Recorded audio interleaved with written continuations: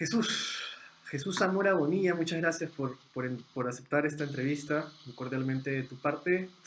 Eh, Gracias a vosotros. Esta no es la primera vez que te entrevisto, esta es la segunda.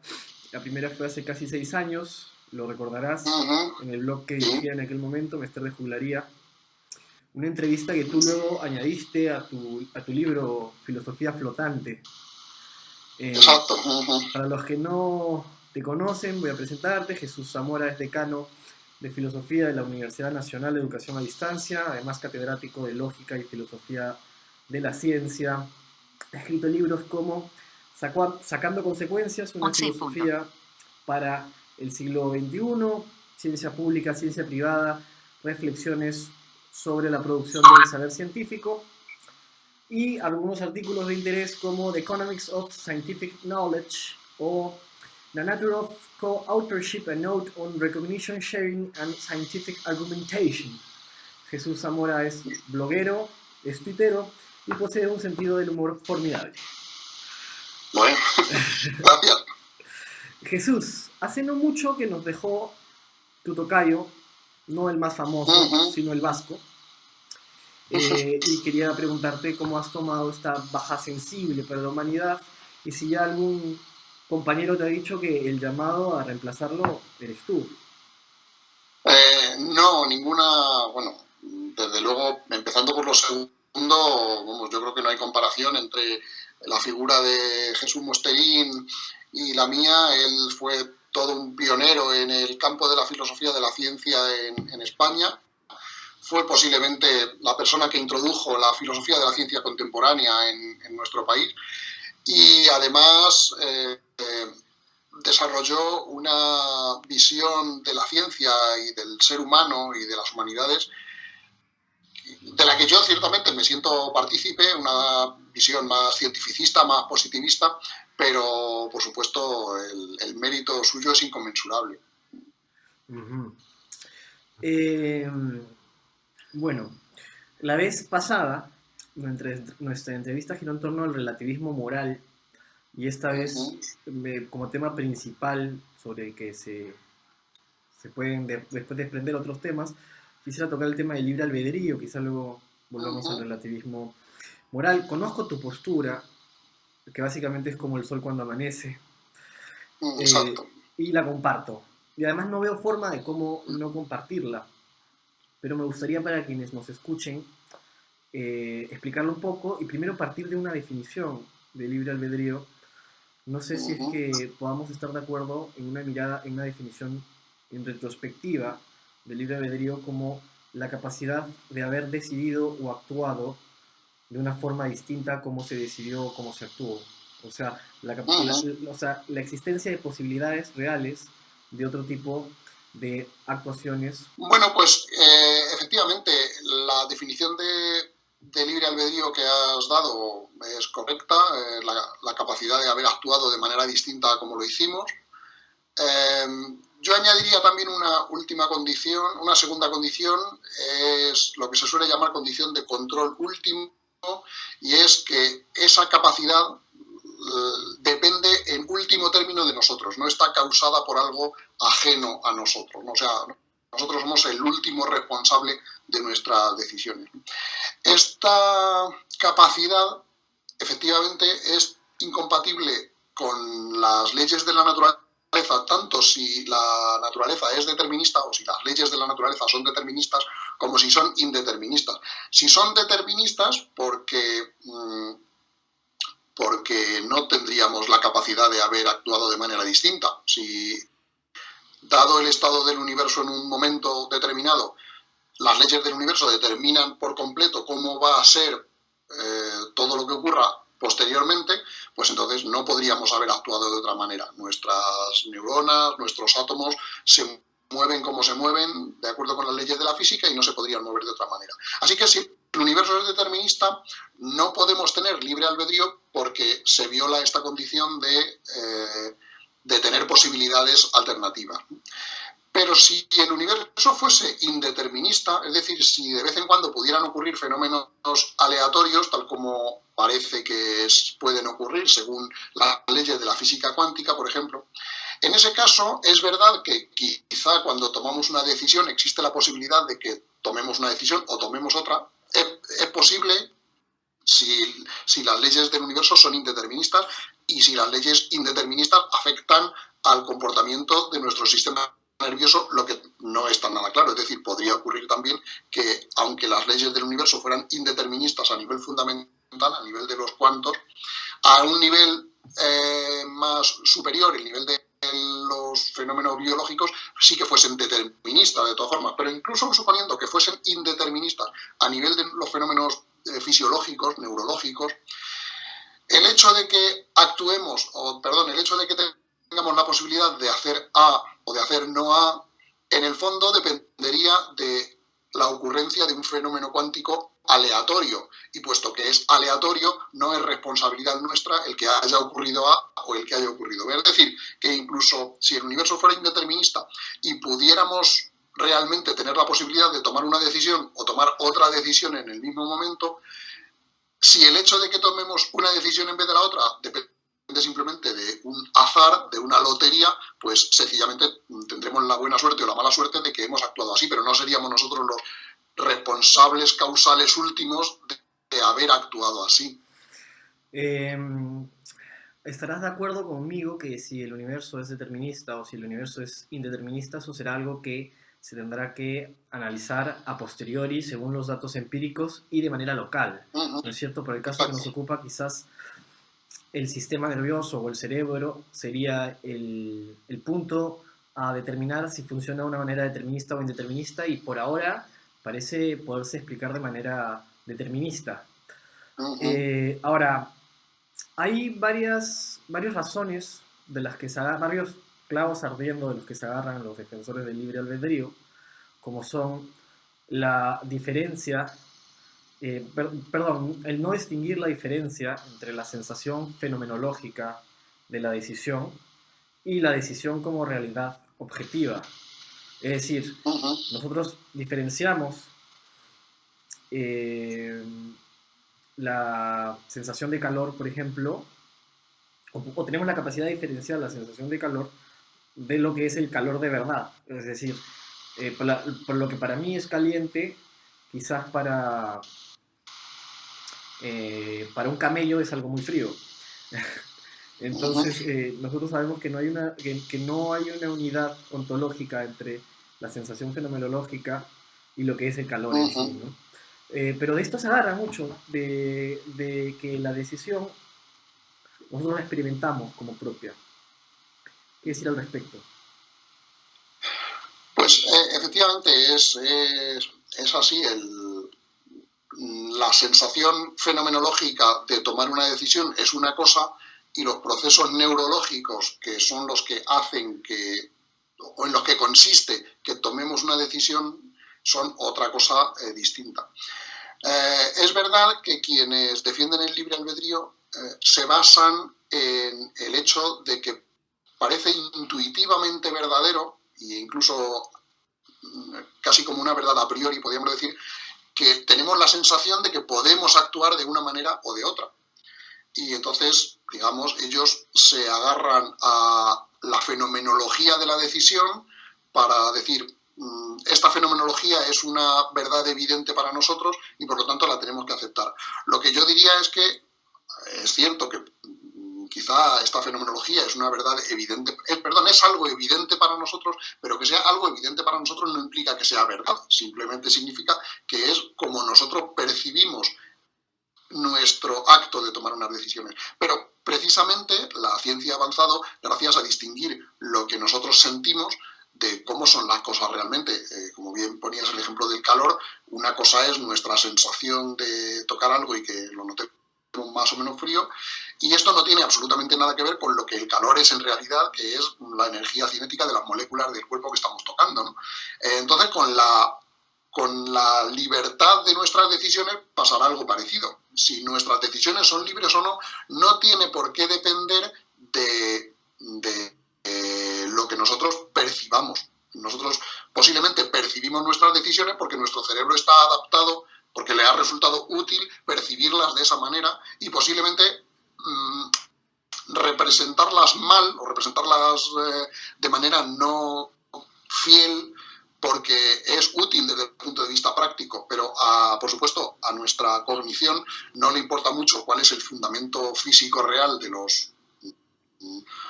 los fenómenos que percibimos. Lo único que le importa es que nuestra percepción nos resulte útil para manejarnos entre ellos. Otra cuestión que se suele mencionar es que la decisión no es una ilusión y además que la decisión es una decisión propia. Pero los que defendemos la tesis de que el libre albedrío no existe no cuestionamos en ningún momento ni que la decisión, ni que la toma de decisión sea una ilusión, ni que la decisión no sea propia. Como propio también es mi cabello y como y como una ilusión tampoco es la sensación de náusea, ¿no es cierto? Exacto. Claro, el problema es que todas estas sensaciones o todas estas cogniciones, porque no todas tienen la característica de sensación, ¿no? En realidad hay que considerarlas no como una causa, sino como un efecto. Es decir, habrá algo que suceda en nuestro cerebro, en nuestro sistema nervioso, que tenga el efecto de producir en nosotros estas sensaciones, ¿no? Y entonces, estas sensaciones no son directamente la causa de que nosotros tomemos una decisión, sino que son más bien el efecto de lo que está pasando en nuestro cerebro y en lo que realmente consiste tomar una decisión. Claro, ahí está el tema de tomar en cuenta que nuestro cerebro está regido por las leyes de la física, así como nuestro cuerpo entero.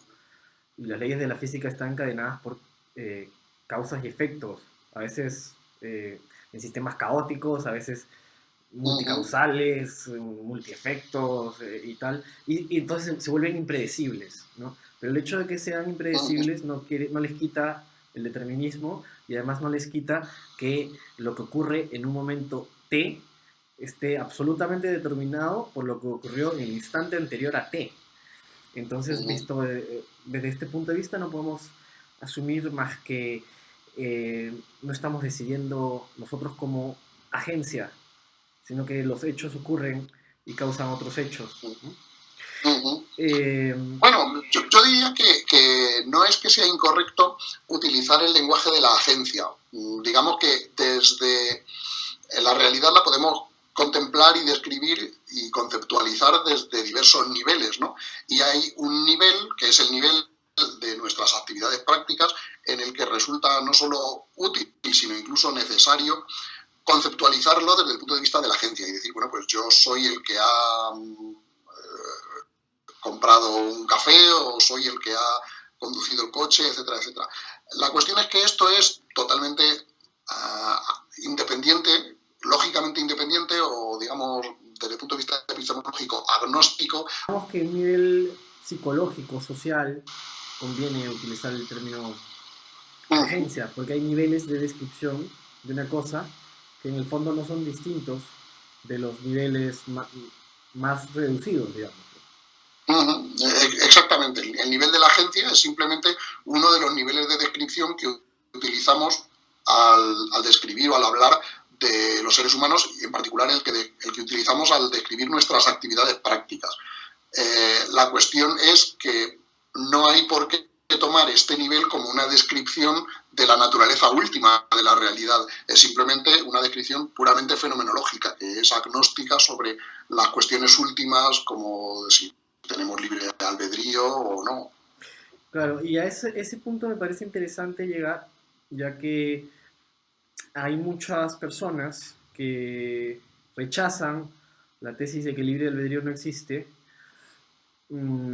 atacando al reduccionismo ontológico, pero atacando al reduccionismo ontológico con argumentos que sirven más bien para atacar al reduccionismo epistemológico, y no se dan cuenta que son dos cosas distintas. O sea, el hecho de que los fenómenos psicológicos se puedan reducir a procesos físicos o procesos físico-químicos no quiere decir que a partir de los procesos físico-químicos podamos explicar o predecir la composición de la novena sinfonía de Beethoven, ¿no? Entonces, me imagino que habrás notado este distingo entre esta confusión en los debates. Sí, claro. El reduccionismo ontológico y epistemológico son dos ideas completamente distintas. El reduccionismo epistemológico, como bien explicas, significa sencillamente que conociendo las leyes de la física, a partir de ellas no podemos deducir, y deducir es un proceso de cálculo con papel y lápiz o con un ordenador o con lo que sea, no podemos deducir las leyes que siguen pues fenómenos como los biológicos, los psicológicos, los morales o incluso los químicos. Tampoco se puede deducir las leyes de la química a partir de las leyes de la física. Pero esto es una cosa completamente distinta al reduccionismo ontológico. El reduccionismo ontológico lo que dice es, si existiera un mundo que fuese exactamente igual átomo a átomo al nuestro, en ese mundo todo lo que pasase en los niveles superiores también sería igual a lo que está pasando en nuestro mundo. Es decir, la igualdad, la identidad exacta al nivel de los átomos implica una identidad exacta a todos los niveles superiores. Y es en ese sentido en el cual los niveles superiores, pues el biológico, el psicológico, etcétera, se reducen al anterior, al fundamental, al de la física. No en el sentido de que con la ley de física podamos deducir las leyes biológicas o psicológicas, sino simplemente que un mundo que fuese físicamente igual al nuestro también sería biológicamente igual al nuestro y psicológicamente igual al nuestro. Esto nos lleva por el campo de la economía conceptual. Nosotros podemos imaginar un mundo exactamente igual al nuestro donde no haya el libre albedrío. Y entonces, como el libre albedrío no sirve para explicar nada, entonces mejor es prescindir de él. Eso es un argumento distinto del que hemos ofrecido antes, pero también sería, yo creo que sería válido, claro. O sea, no podríamos, si hubiera un mundo que fuera, digamos, empíricamente igual al nuestro, es decir, observacionalmente igual al nuestro, pero en el que no hubiera libre albedrío, no podríamos saber si estamos en ese mundo o en el nuestro. Por lo tanto, como bien dices, la noción de libre albedrío sobra. Por la navaja de Occam la podemos cortar. Claro, claro. En el marco de esta discusión, Monsterin escribió en su libro Ciencia, Filosofía y Racionalidad lo siguiente: soy libre en la medida que pueda hacer lo que yo quiera, en que los demás no me impidan hacerlo. Esto no tiene nada que ver con la cuestión teórica de hasta qué punto esté determinada mi voluntad y de qué factores dependa. El pseudo problema del libre albedrío fue introducido en el contexto de la teodicea cristiana y musulmana. ¿Cómo combinar la omnipotencia divina con la responsabilidad moral y humana? Algunos han secularizado este problema teológico y se preguntan cómo el hombre puede ser libre si todo el universo está predeterminado. Da igual cómo se formen nuestros deseos y lo determinados que estén. Mientras nos dejen hacer lo que queramos, seremos libres. Pero más adelante dice, tampoco somos computadoras unívocamente determinadas, somos animales complejos y plásticos, capaces de hablar consigo mismos para convencerse de hacer lo que consideren más conveniente, aunque no siempre lo logren. Nuestra conducta es una función de muchas variables, nuestros razonamientos, perfecciones, son algunas de ellas, pero no las únicas. ¿Estás de acuerdo con que esto del libre albedrío es un pseudo problema? ¿Y te parece convincente la argumentación de que para arguir que no somos computadoras unívocamente determinadas? Totalmente, vamos, a mí me parece, estoy completamente de acuerdo con lo que dice ahí Monsterin, como en casi todo lo que decía. Excepto en los toros. Yo creo que hay dos ideas, y no solo porque los dos nos llamáramos Jesús, ¿no? Hay dos ideas importantes. Una, que el concepto de libertad que importa es un concepto político, un concepto, digamos, social o legal. Si preguntásemos en la antigua Roma, por ejemplo, o en Grecia, si los seres humanos son libres, pues nos dirían, bueno, algunos seres humanos son libres y otros no. Hay libres y hay esclavos. Pues en ese sentido es el sentido en que importa la libertad. Y es un sentido en el que ahí sí que no hay, digamos, problema de distinguir observacionalmente quién es libre y quién es esclavo. Es muy fácil distinguirlo. O cuando a una persona en nuestra sociedad se le condena, como decimos en España, no sé si existe la misma expresión en Colombia, se le condena a una pena de privación de libertad. ¿Qué quiere decir eso? Porque se le mete en la cárcel, y los que están en la cárcel son menos libres que los que por fortuna estamos fuera de la cárcel. Así que la libertad que importa es esa, la libertad de la que hablamos cuando decimos que en Roma había gente que no era libre porque eran esclavos, o decimos que ahora hay gente que ha perdido su libertad y está en la cárcel. Ese es el primer sentido importante.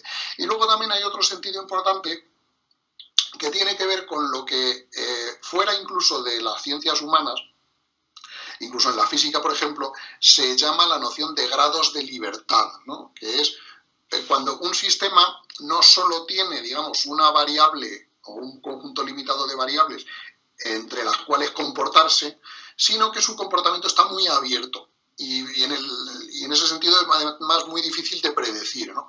Los seres humanos no solo tenemos muchos grados de libertad en este sentido, en el sentido de que podemos hacer cosas muy diferentes, muchísimas más cosas distintas de las que pueden hacer otros animales, sino que además no dependemos tan estrictamente de lo que ocurre a nuestro alrededor como otros seres naturales, incluso como otros animales, ¿no?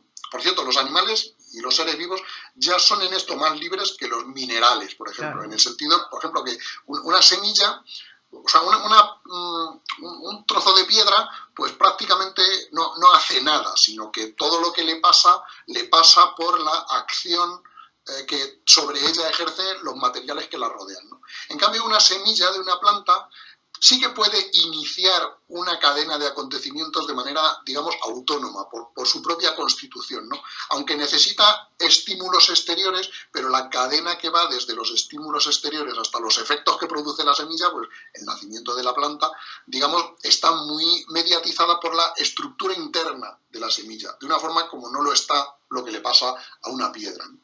Pues bien, en el caso de los seres humanos, esta libertad es muchísimo mayor. Nosotros, lo que ocurra a nuestro alrededor nos influye, pero tenemos una complejidad interior tan enorme que tenemos la capacidad de hacer que nos influya de maneras muy diferentes. Y un mismo estímulo a una persona le puede llevar a hacer una cosa y a otra persona le puede llevar a hacer una cosa completamente distinta. En este sentido de que los seres humanos somos muy diferentes a otros seres y también muy diferentes los unos de los otros, e incluso una misma persona muy diferente en distintas situaciones y distintas etapas de su vida, pues en este sentido también podemos decir que tenemos libertad. Y esta es la libertad que da gusto tener, por así decir, ¿no?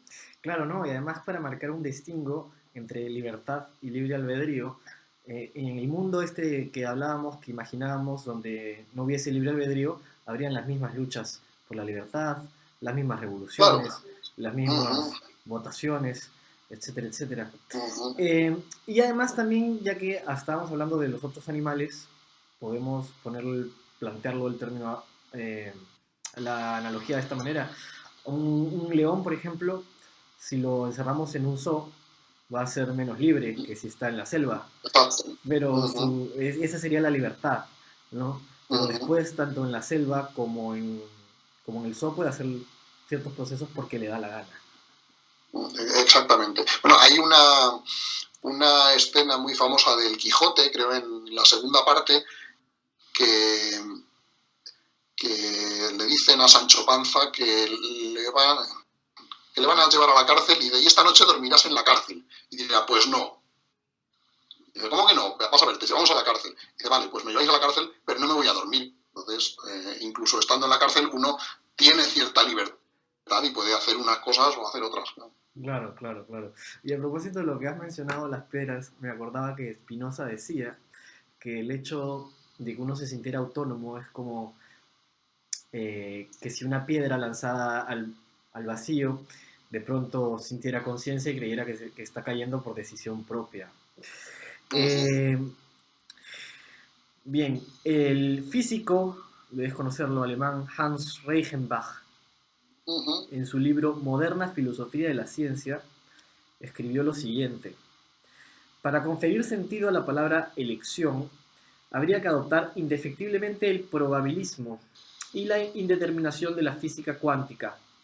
El determinismo excluye la libertad completa de elección y voluntad, al contrario de la causalidad probabilista.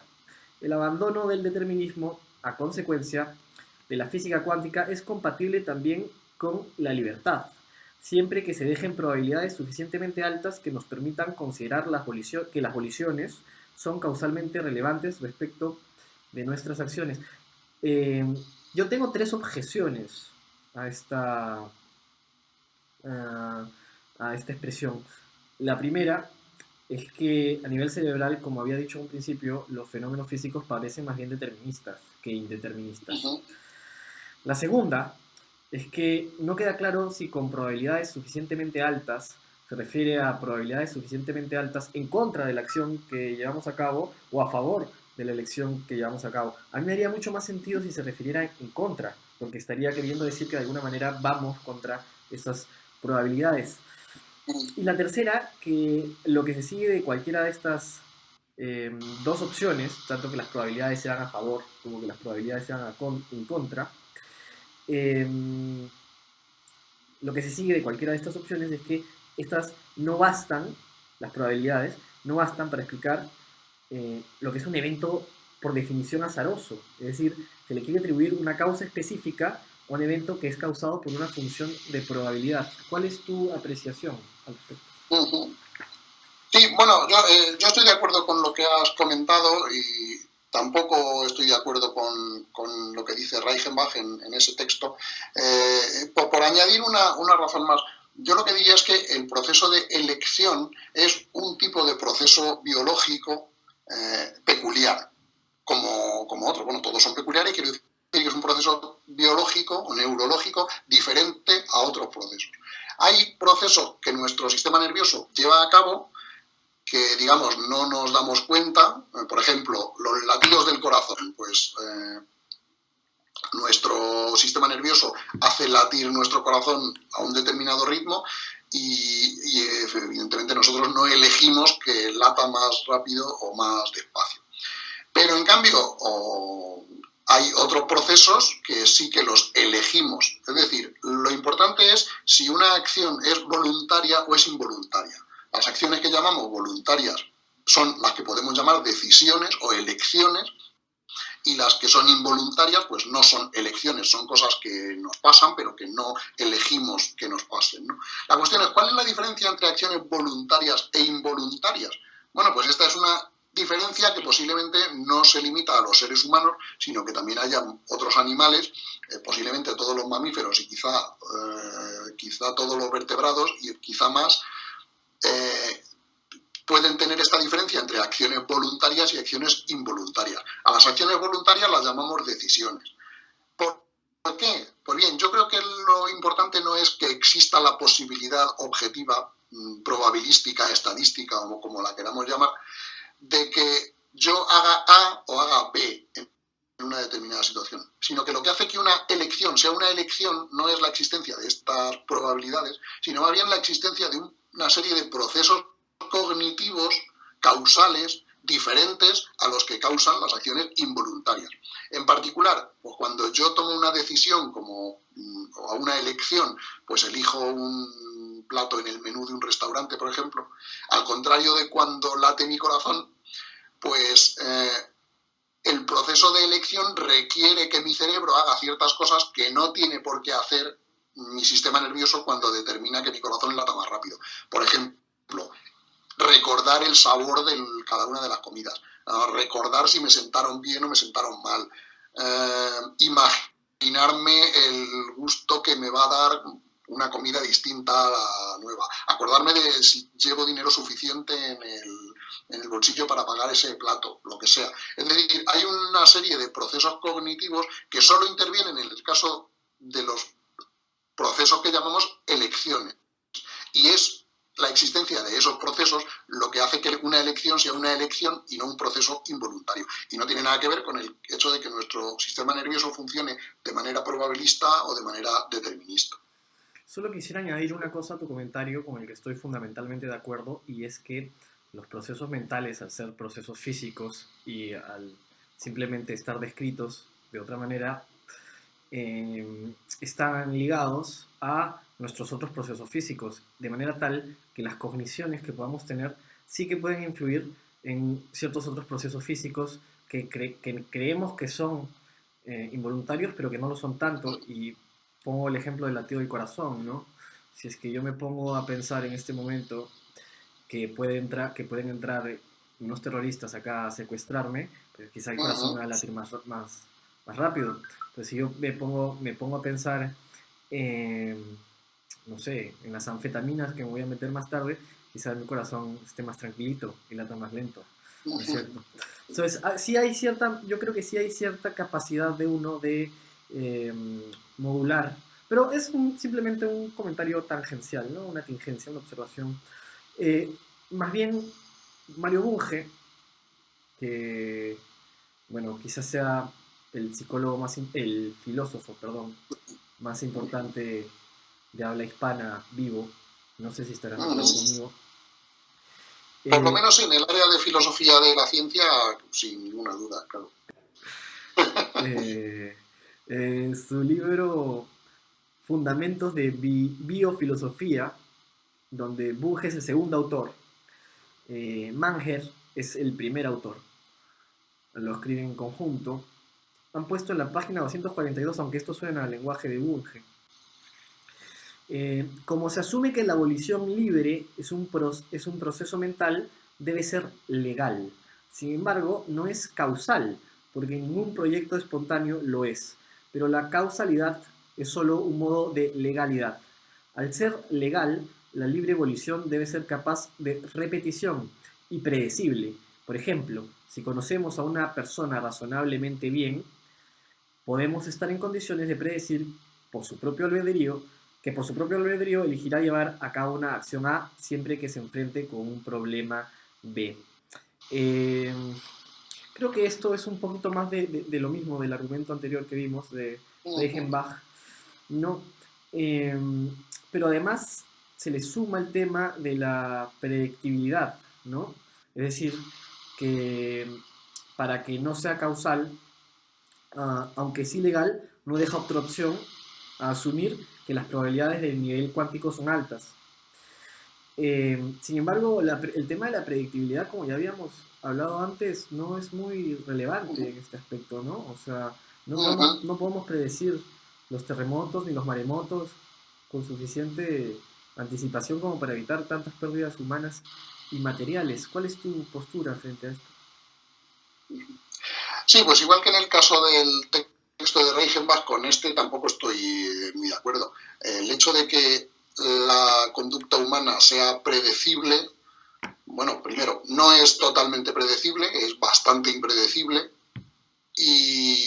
pero es irrelevante porque un sistema puede ser determinista y ser impredecible, como en el caso de los sistemas caóticos y en todos los lugares donde interviene la complejidad, como es obviamente el caso del sistema nervioso y el sistema social y cultural, ¿no? Así, los seres vivos no podemos ser totalmente predecibles, porque si fuéramos totalmente predecibles, los depredadores nos comían. Claro. Si el camino por el que va a huir una gacela es totalmente predecible, pues el león lo predice y se la come y la caza.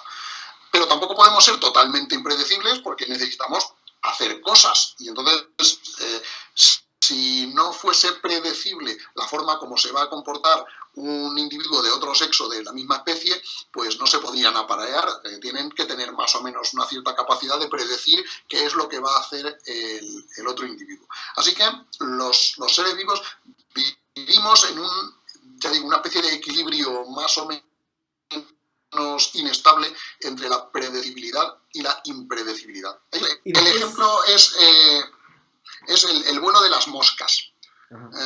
Las moscas tienen un mecanismo neurológico que se llama sacadas, que es lo mismo que los movimientos sacádicos del ojo, cuando nuestro ojo se está moviendo continuamente de forma que nosotros no nos damos cuenta. Y de forma totalmente involuntaria y relativamente aleatoria, ¿no? Pues las moscas también tienen un mecanismo que les hace estar volando en línea recta y de vez en cuando girar hacia un lado de manera totalmente impredecible. Es decir, que ni siquiera ellas saben hacia dónde posiblemente. ¿Qué ventaja evolutiva les da esto? Pues hacer más difícil que los depredadores se las coman, ¿no? Así que, ya digo, incluso la libertad en este sentido de impredecibilidad es una propiedad que es razonable esperar que los animales desarrollen, ¿no? Ya hemos visto que la moral no se puede deducir objetivamente. Hemos visto que los sentimientos morales no son algo a medir en los hechos, sino que son interpretaciones de los hechos mismos. y que por consiguiente ninguna moral es superior o inferior que otra moral intrínsecamente, sino únicamente en relación a unos criterios. Y entonces el desarrollo de la moral social, digámoslo así, se basa en acuerdos, concesiones, pero también el análisis lógico de lo que estos criterios implican, ¿no? Porque a veces uno llega a contradicciones con sus propios criterios morales.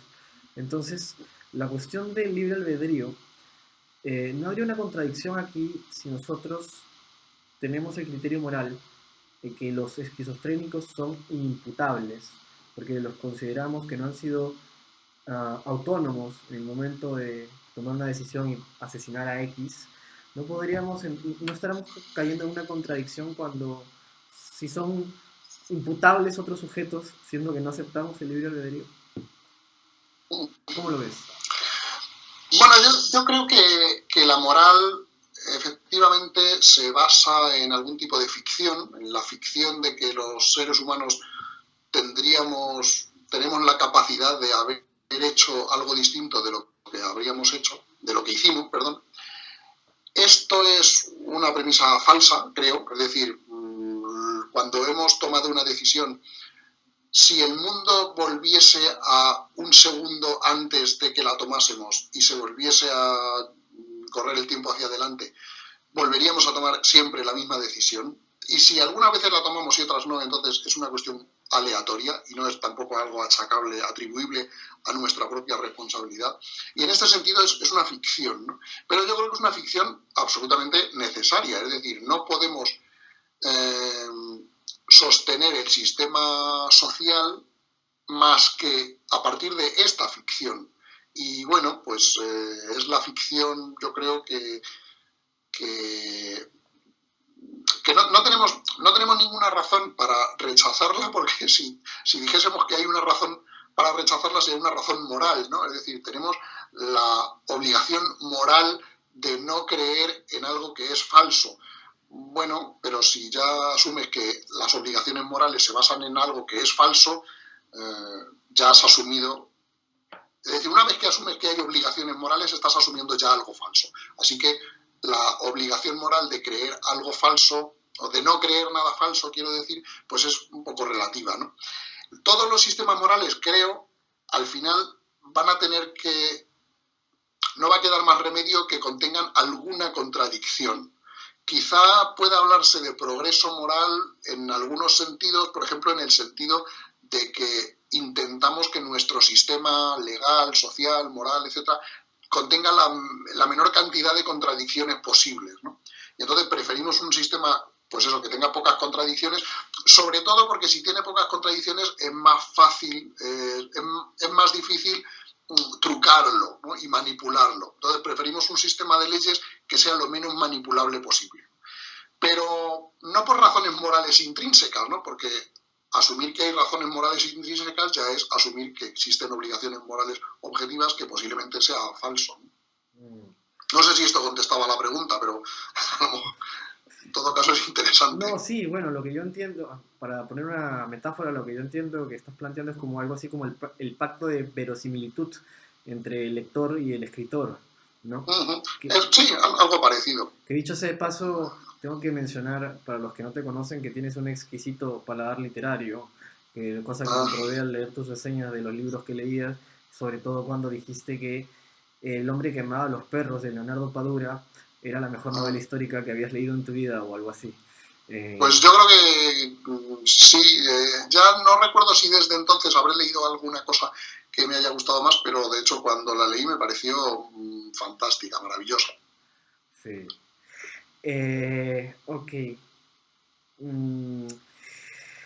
Pero ya que estamos en esto del relativismo moral, alguien que no creía, no aceptaba nuestra postura era tu tocayo. Él, en un artículo intitulado "Se justifica la crueldad a veces", expresó lo siguiente, ¿no? Si tú cortas el clítoris a un adolescente o si torturas a un animal, humano o no humano, simplemente por diversión, eso es una salvajada. Es un ejemplo paradigmático de lo que es el mal, de lo que la ética y la moral critican, aunque la discriminación de los negros o el maltrato a las mujeres o las corridas de toros sean tradicionales en ciertos sitios, estas prácticas son injustificables ante la reflexión ética, que siempre es universal. En relación a este tipo de tradiciones, el progreso cultural y moral de los países donde perduran consiste en abolirlas y liberarse de ellas. Quisiera tu apreciación sobre este comentario porque simplemente está apelando a los sentimientos, sin justificarlos objetivamente, ¿no? Ujú. Sí, ahí la verdad que en ese punto no coincidía yo con mi amigo Mosterín, y de hecho discutimos algunas veces en privado sobre esta cuestión. Eh, en particular sobre el tema de los toros, que yo no es que sea aficionado, pero no me parece que las corridas de toros sean tan moralmente reprobables como le parecía a él. Y efectivamente yo creo que hay cosas que, digamos, entre comillas, son una salvajada, pero esto no es un argumento racional, simplemente es una forma de expresar nuestro sentimiento hacia estas cosas. Nosotros, quiero decir, las sociedades occidentales, civilizadas, ilustradas, modernas, etcétera, tenemos una idea de qué es lo que está bien y qué es lo que está mal, que no necesariamente coincide con las de otras sociedades, y lo que pasa es que lo que hayan pensado otras sociedades a lo largo de la historia, pues, por ejemplo, los romanos les parecía muy bien la esclavitud, bueno, pues a nosotros, yo no diría que es que los romanos estaban equivocados al considerar que la esclavitud era moralmente aceptable. Yo digo simplemente que ellos tenían esa visión, esa reacción moral ante esa situación, y nosotros tenemos una reacción distinta. Y como nosotros tenemos una reacción distinta, pues nosotros actuaremos de acuerdo con nuestra reacción, no con la de ellos. Es decir, las cosas que a nosotros nos pongamos de acuerdo en que nos parecen una salvajada, pues también nos pondremos de acuerdo en luchar contra ellas. Pero eso no requiere que haya un argumento racional que demuestre que son una salvajada. Es más, puede haber personas que crean que es una salvajada por razones objetivas, pero que cada persona piense que es por razones objetivas totalmente distintas y contradictorias con las razones que piense el otro. Y a mí me da igual, yo lo que quiero es, puesto que estoy de acuerdo con ellos en que es una salvajada, pues intentar esforzarnos en eliminarlo. Y quien crea que está muy bien la esclavitud y piense que hay razones objetivas para defender la racionalidad y la utilidad y la virtud moral de la institución de la esclavitud, bueno, pues con esa persona, por muy objetivamente que ella crea en la virtud de la esclavitud, pues yo no estaré de acuerdo e intentaré que no se lleve a cabo lo que ella quiere que se haga en la sociedad. Tú no solamente no considerabas que era tan malo, tan reprobable como otros la tauromaquia, sino que además afirmabas que si no existiera habría que crearla, basándote en... Bueno, esto era un poco un chiste en realidad, o sea, no es que eso no lo decía totalmente en serio, pero era una especie de reducción al absurdo de algunos argumentos morales, es decir, que en la medida en que, de los argumentos morales sobre la tauromaquia, quiero decir, en la medida en que se utilicen argumentos de tipo rawlsiano, pues decir, bueno, vamos a establecer aquellas leyes que maximicen la utilidad de las especies, ¿no? Por ejemplo, pues bueno, parece que la especie de los toros posiblemente viva mejor, o sea, los toros vivan mejor como especie en términos generales si existe la institución de la tauromaquia que si no existe. Y en ese caso diría, bueno, si tú aceptas la perspectiva rawlsiana y la aplicas a los toros, pues tendrás que llegar a la conclusión de que es más virtuoso, es más justo que exista la tauromaquia que no exista. Pero en fin, ya digo que era una especie de reducción al absurdo de este argumento. Sí, pero mi pregunta no estaba dirigida a esto porque sí conocía tu explicación basada en las teorías rawlsianas de lo que es la justicia, aunque no estuvieras totalmente de acuerdo con su definición de justicia, etc. A lo que iba a ir mi pregunta es cómo hacías para llevar tu amistad con alguien que hacía tanta bilis antitaurina como Jesús Mosterín.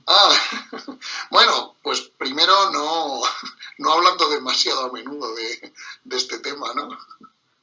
Digamos que era un asunto que surgía de vez en cuando, pero también es verdad que digamos, es un aspecto incluso relativamente marginal, ¿no? En todo en todo el ámbito de la discusión sobre los derechos de los animales y sobre el trato ético correcto hacia los animales, yo creo que estábamos, Jesús y yo, básicamente de acuerdo. Es decir, yo creo que es mejor que tratemos a los animales sin causarles un daño cruel e innecesario. Eso es mejor que ser cruel con los animales, ¿no? Luego ya hay cuestiones de detalle que quizá no sean tan importantes, ¿no? Por ejemplo, yo creo que la tauromaquia no es en realidad tan cruel como algunos enemigos de la tauromaquia piensan, ¿no? Y quiero decir que, considerada la vida de los toros en su conjunto, y no únicamente los 10 minutos que pasa el toro en la plaza, pues la vida de los toros es mucho más placentera que la de la mayor parte de los animales, posiblemente. Y bueno, pues los animales que consumimos por su carne o por su piel, etcétera, etcétera, pues me parece estupendo que sean sometidos a un trato lo menos doloroso posible, ¿no? Innegable el argumento anterior, solamente haría yo la acotación de que no pueden tener sexo, pero en las manadas normalmente es uno el que monopoliza todas las hembras, ¿no? Claro, claro. Y además que si tienes esa ligera chance de ser indultado y además sobrevivir al indulto, puedes pasarte la vida de semental. Una persona que es, no sé si lo conozcas, Mauricio Schwartz. Mauricio José Schwartz. Es un buen divulgador, creo yo, de la ciencia. A veces peca de excesivo en su lucha contra la pseudociencia. Me parece que a veces se excede un poco. Pero en su defensa del torero mencionaba que nosotros no podemos deducir lógicamente, objetivamente el sufrimiento del toro, porque el sufrimiento es una experiencia subjetiva. Parece que el señor Schwartz no se enteró de que la subjetividad es expresable en términos físico-químicos y que además el sistema límbico de un animal como un toro es muy parecido al nuestro y por consiguiente podemos asumir que lo que sufre es muy parecido a lo que nosotros sufrimos. ¿Estarías de acuerdo con ese argumento que para mí no solamente es deleznable, sino que recuerda a Kant con su premisa de que los animales son como autómatas que no sienten nada? Ajá. Bueno, es que ese argumento además se ha dado para justificar el maltrato a las mujeres, a los niños, a los indígenas y a todo lo que no fuese el hombre blanco civilizado, ¿no? Porque decíamos, es que no tienen sentimientos, o si los tienen son de un nivel mucho más básico. No, efectivamente, los mamíferos prácticamente todos compartimos. Sí, sí.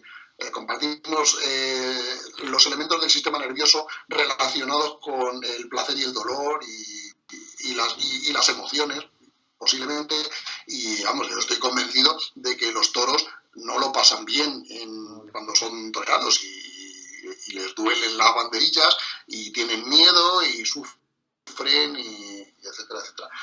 Yo lo que diría más bien es que no es un dolor o sufrimiento, etcétera, más intenso, ni más largo, ni más profundo que el malestar o sufrimiento habitual en la mayor parte de los animales, la mayor parte del tiempo en la naturaleza. Es decir, no es que el ser humano, no es que los toros en la plaza estén sufriendo más que lo que está sufriendo una gacela cuando la caza un león, por ejemplo. Son sufrimientos totalmente comparables, ¿no? Claro. El toro ha tenido la mala suerte de que ha aparecido una especie como la humana que hace eso con él. La gacela ha tenido la mala suerte de que aparezca el león. Claro. Dijo, y yo creo que ahí sí Mosterín guerra de medio a medio. Así como hay el racismo y como hay el nacionalismo, hay el especismo. Todas estas son variaciones de una postura irracional en cuestiones éticas que consiste en decir que los actos no hay que juzgarlos por sí mismos en función de lo que sean, sino que hay que juzgarlos en función del grupo que pertenece el que los hace. Por ejemplo, si uno es racista, puede decir que determinada cosa si la hace un blanco está bien, pero si la hace un negro está mal. Si uno es especista, puedes decir que si hay que matar al lobo, porque el lobo come gallinas, entonces hay que matarte a ti, porque tú también comes gallinas. Y si tú dices, no, yo no, porque soy hombre, entonces eso es especismo. El especismo, el racismo, el sexismo, el nacionalismo son actitudes profundamente antifilosóficas. Lo que la filosofía en el campo de la práctica exige, pues, son argumentos universales, es decir, exige la consistencia en las opiniones y en el principio de la universalidad. Antes de tener tu apreciación, en otra oportunidad dijo, la corrección lógica de las argumentaciones depende exclusivamente de su forma, no de su contenido. Si aceptamos un argumento como correcto, tenemos que aceptar como igualmente correcto cualquier otro que tenga la misma forma lógica. Sin embargo, siguiendo esta línea de raciocinio de Jesús Mosterín, entonces él no debería aceptar que un león se coma a una gacela. No debería aceptar que no se gasten todos los recursos disponibles para ir a recoger a una foca que puede ser próximamente cazada por una orca, como haríamos con un niño pequeño. Tendría que condenar toda clase de infanticidio y de violación dentro del reino animal, así como sus muertes por hambre y así como sus muertes por cualquier otro tipo de causa natural que nosotros podríamos de alguna manera corregir, ¿no? También tendría que condenar el robo interespecie, tendría que condenar la carroña, etcétera. O sea, no creo que Mosterín llegaría tan lejos, ¿no? Que me sorprende esta afirmación del especismo, compararlo con el racismo, con el sexismo. ¿Cuál es tu postura? Bueno, yo creo que ahí Mosterín está cometiendo un error que, por seguir con este juego de palabras, yo lo llamaría logicismo, ¿no? Que es la idea de que los argumentos morales se tienen que basar única y exclusivamente en la lógica, ¿no? Y el problema es que la moral no se basa exclusivamente en la lógica. La lógica es una herramienta para el pensamiento moral y tenemos que intentar que nuestros pensamientos morales sean lo más coherentes, lógicamente coherentes posibles, y nuestra acción lo más coherente posible con nuestros principios, etcétera, etcétera. Pero la lógica por sí misma no nos lleva a una solución a estos problemas. Si aplicamos la lógica única y exclusivamente y decimos que tenemos que hacer algo que tenga validez universal, no vamos a llegar a ninguna conclusión o vamos a llegar a conclusiones contradictorias. Porque, por ejemplo, si yo dijera que mi objetivo es acabar con la humanidad y todos los seres vivos que contiene el planeta Tierra, pues entonces actuaría de manera muy lógica y muy coherente con mis principios si me dedicara a construir bombas atómicas y las hiciera explotar por todo el planeta para no dejar ni rastro de vida, ¿no? Y desde el punto de vista lógico no tendría ninguna objeción, y desde el punto de vista de una supuesta falta de universalismo tampoco, porque yo he tratado por igual a todo el mundo, a todos los seres vivos los quiero muertos, incluso a mí, ¿no? Por lo tanto, la lógica sola no basta. Hace falta lógica y hace falta emociones. Y las emociones son subjetivas, en parte están basadas en nuestra biología, pero también en parte están basadas en nuestra cultura, en nuestras diferencias biológicas. Unas personas pueden, aun viviendo en la misma cultura, unas pueden tener unas emociones, otras pueden tener otras. Y entonces la moral, al fin y al cabo, es también un equilibrio inestable entre la búsqueda de la universalidad y el respeto a nuestras emociones y a nuestros sentimientos, ¿no? Y en este sentido, pues no hay soluciones únicas. Hay diversas morales. O sea, tenemos que vivir, estamos, digamos, condenados a coexistir con personas que no van a coincidir con nosotros en todos los juicios morales. Y entonces no hay kantianismo, ni universalismo, ni logicismo que solucione esto. Siempre vamos a tener que estar negociando algunos principios morales, ¿no? Algunas aplicaciones de los principios morales. Intentamos que los principios sean lo más universales, abstractos y generales posible, pero cuanto más intentemos hacer esto, más vamos a perder el contacto con las emociones y los sentimientos y la situación concreta. Esto último ha sonado muy habermasianista. Sí, pues posiblemente. En ética no hay un único sistema universalmente válido como lo hay en la aritmética, ¿no? Sino que tenemos que convivir con la diversidad. Ha sido muy satisfactoria esta conversación. Para terminar, me gustaría hacer un juego en el cual yo te digo un nombre y tú me respondas como un ping-pong con un adjetivo. Bueno, vale. Ujú. A ver, Bueno, ya que hemos hablado tanto del Jesús Monsterín, sabio, Mario Bunge, prolífico, Karl Popper, testarudo, Rorty, simpático, Lacan, uf, confuso. Heidegger, Uy, ya he utilizado confuso, supongo que no puedo repetir. esquizofrénico, vale. Mm, mm, no sé, con Heidegger tengo una relación de amor-odio. No sabría. eh, eh, Bueno, Estoy tentado de decir incomprensible, pero no es cierto. O sea, yo creo que sí que se puede comprender algo, ¿no? sí, No se sé. puede comprender algo en el ser ese yo mismo. No, quiero decir que, que se puede comprender lo que quería decir con eso y comprender que se podría haber dicho de manera muchísimo más fácil. La Lo que pasa es que claridad no de la suena tan cortesía del profundo, claro. filósofo, claro. Bueno, críptico, ¿te puedo ayudar? Críptico, sí, podría ser. Ya, Alejandro Martín Navarro. No lo conozco. Creo que me suena, pero ahora mismo no lo identifico. Ok. Albert Rivera, Este me suena a un político. el de Ciudadanos. Sí, ¿ese es al que te refieres? Sí, al de ¿O es Ciudadanos. otro Albert No, no, Rivera? no, al catalán, al de Ciudadanos. Pues perplejo yo, quiero decir, no él.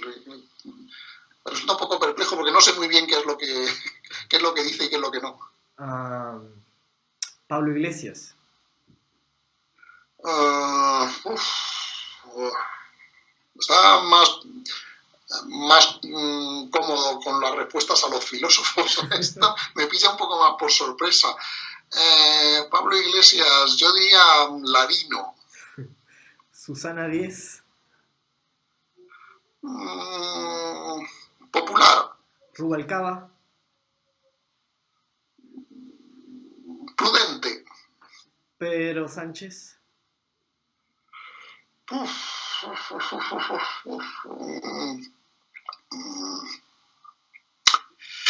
Incógnito. Las tres últimas. Sánchez Dragó. Uf, uf, uf, pues no sé, no se me ocurre en este momento, porque tengo una imagen de Sánchez Dragó de cuando yo era joven y lo leía y otra de sus intervenciones más recientes y son muy difíciles de... Yo diría un poco incoherente. Ok. Javier Crae. Ingenioso. Y por último, Joaquín Sabina. Genio. Ok, En este no tengo duda. hemos estado muy de acuerdo, ¿ah? Hemos estado muy de acuerdo en Sí. todo, creo que no hemos discrepado en nada. Bueno, quiero decirte que ha sido un gusto realmente esta segunda entrevista, que espero que no pasen 6 años para la próxima. Y Muy bien. quiero agradecerte Cuando mucho, queráis. quiero agradecerte mucho también la gentileza que has tenido, la deferencia. Es un lujo poder conversar contigo, es un lujo poder tenerte en el canal. Y bueno, la pregunta más importante de todas, la que todavía no te he hecho, para cerrar, quisiera hacértela. Y es, ¿perteneces al grupo selectísimo de gente en el mundo, de 16 personas que quedamos, que todavía no se han hecho un tatuaje en el cuerpo?